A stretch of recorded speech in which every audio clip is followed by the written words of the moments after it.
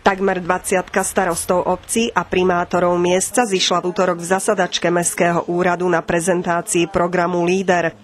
Stretnutie zorganizovalo Centrum prvého kontaktu v Levoči. Ten je nástrojom pre lepšiu koordináciu sociálno-ekonomického rozvoja vybraného územia.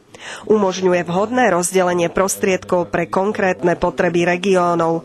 Prospešnosť programu pre okres Levoča špecifikovala Andrea Hradiská. Program LEADER je nástroj na riešenie problémov v spolupráci so starostami. Do spolupráce musia byť pozvaní aj podnikateľské subjekty a dokonca aj neziskové subjekty. Takže je to taká tripartita, ktorá sa vytvára na úrovni územia a oni spoločne nachádzajú riešenia problémov, ktoré v tom území práve sú. O programe informoval na stretnutí poslanec vyššieho územného celku Miroslav Čurila.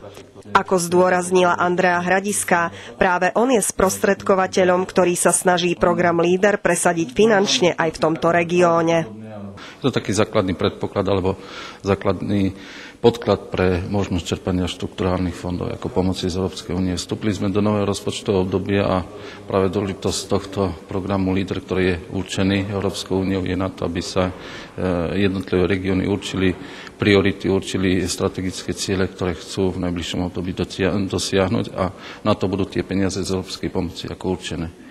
O štrukturálnych fondoch Európskej únie a programovacom období na roky 2007 až 2013 informovala riaditeľka pedagogicko-psychologickej poradne v Levoči Katarína Vozárová.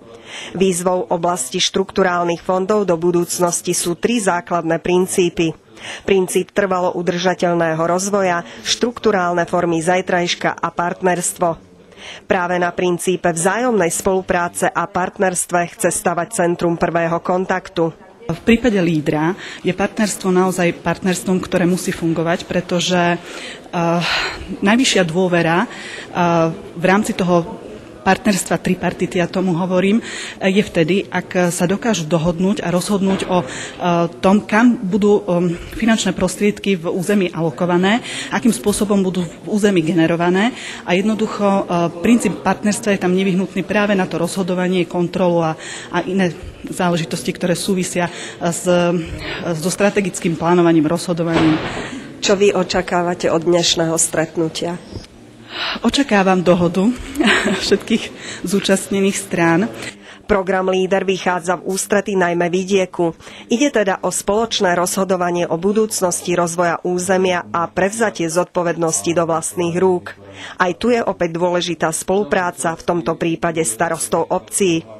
No, tak základným takým predpokladom čerpania pomoci z Európskej únie je ten princíp partnerstva a tie peniaze nie sú určené na rozvoj jednotlivých obcí alebo miest, ale sú určené pre tie regióny, aby sa rozvíjali jednotlivé regióny. A tak ako sa rozprávalo, alebo štatistiky uvádzajú, že patríme medzi najchudobnejšie regióny v Európskej únii.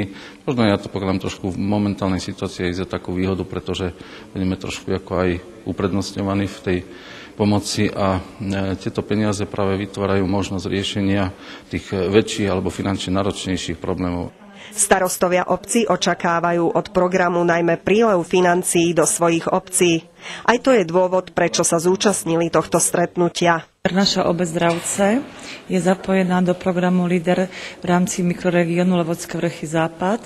Máme dobrú spoluprácu s pani inžinierkou Hradiskou a verím tomu, že tento program LEADER nás posunie veľmi, veľmi dopredu ako celý región, pretože takéto menšie obce ako my mnohé veci v rámci regionálneho rozvoja nie sú schopné sami zrealizovať. Otázka fondov nás samozrejme zaujíma, lebo je to aktuálna záležitosť, zvlášť v tomto období, kedy tých zdrojov aj pribudlo značne, takže v tejto fáze sme v podstate v prípravách.